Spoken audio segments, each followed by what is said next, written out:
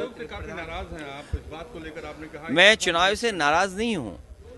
चुनाव आयोग को जो काम करना चाहिए चुनाव आयोग वो काम नहीं कर रहा है। मेरे हाथ में वो सूची नहीं है अधिकारियों की। मैंने कई मौक़ों पर आपके साथियों के माध्यम से ये हमेशा कहने की कोशिश की कि मिल्कीपुर का चुनाव अलग परिस्थितियों में और विशेष चुनाव होने जा रहा है। हमारा लोकतांत्रिक देश है, हम सभी प्रेस के लोगों को बुलाना चाहते थे उस चुनाव को देखने के लिए। न केवल अपने भारत के प्रेस के लोगों को बुला रहा था मैं, बल्कि अंतर्राष्ट्रीय प्रेस को भी मैं बुलाना चाहता था कि कम से कम हमारे लोकतंत्र में किस तरीके से मतदान होता है वो देखें और समझें आकर के। मुझे तो ऐसा लगता है मैं सीधा पार्लियामेंट आ गया हूँ। अगर मेरे पे कहीं सफ़ेद कपड़ा मिल गया होता तो क्योंकि इलेक्शन कमीशन मर गया, मैं सफ़ेद कपड़ा उन पे पहना देता। आप सोचिए, अधिकारी जाति देख करके पोस्ट हुए हैं। अभी कुछ दिन पहले लोकसभा में भारतीय जनता पार्टी के लोग कह रहे थे कि कुछ लोग जाति जाति करते हैं। भारतीय जनता पार्टी ने जाति के आधार पर पोस्ट किया है।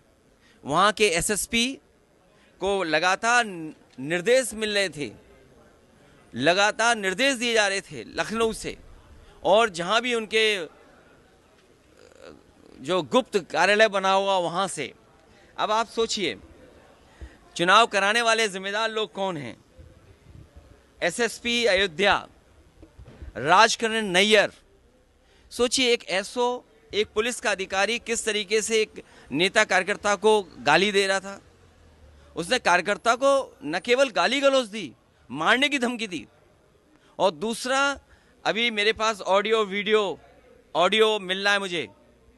जब ये ऑडियो वायरल हो गया उसका, पुलिस अधिकारी का, तो वो गांव में जाकर के उस प्रदीप यादव की पिटाई की, उसने मारा पीटा। और अभी सुनने में आया कि जब दबाव पड़ा है तो वो छुट्टी लेकर के भाग गया है।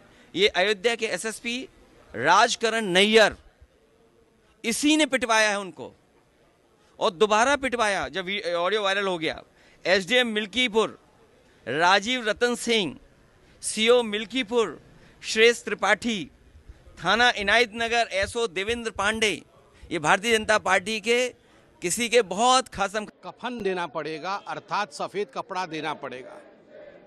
जब सदन आरंभ हुआ तो समाजवादी पार्टी ने आज पहली बार मर्यादा तोड़ते हुए चुनाव आयोग के लिए, चुनाव आयोग के मृत शरीर के लिए कफन प्रस्तुत किया स्पीकर महोदय के सामने।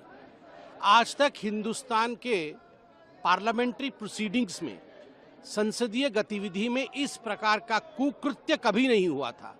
चुनाव आयोग एक बहुत महत्वपूर्ण संवैधानिक संस्था है, एक कॉन्स्टिट्यूशनल बॉडी है। ये कहना कि चुनाव आयोग के कमिश्नर इत्यादि मर गए हैं और चुनाव आयोग मर गया है और उसके लिए कफन प्रस्तुत करना, सफेद कपड़ा पार्लियामेंट में देना, इससे जघन्य कांड कुछ नहीं हो सकता है। This is almost like a torture on democracy. ये डेमोक्रेसी के हत्या के बराबर है। आज भारतीय जनता पार्टी ये डिमांड करती है कि बाकी भी ऑपोजिशन के पार्टी अपने मत को स्पष्ट करे और अखिलेश यादव जी और समाजवादी पार्टी इस कुकृत्य पर क्षमा याचना करे पार्लियामेंट में। महीने पहले इलेक्शन कमीशन हिमालय पर था, अद्भुत था जब जीत गए थे 42 सीट। आज वो मर गया, 6 महीने में ही मर गया। अब कफन लेकर देश की सबसे बड़ी पंचायत में आ रहे हैं। सबसे बड़ा काला दिन, इससे काला दिन हो ही नहीं सकता कि अब राजनीति इतनी ओछी होती जा रही है कि लोग कफन लेके आ रहे हैं। लकड़ी भी ले आते, तुष्टीकरण की राजनीति तो लोग ओपनली कर रहे हैं, कफन ले आते, लकड़ियों ले आते। तो इससे अपने समुदाय, अपने वोटरों को हमेशा ये संदेशा भेजते हैं और जाति की राजनीति हम लोगों पर लगाते हैं। भाजपा वाले जाति राजनीति करते हैं।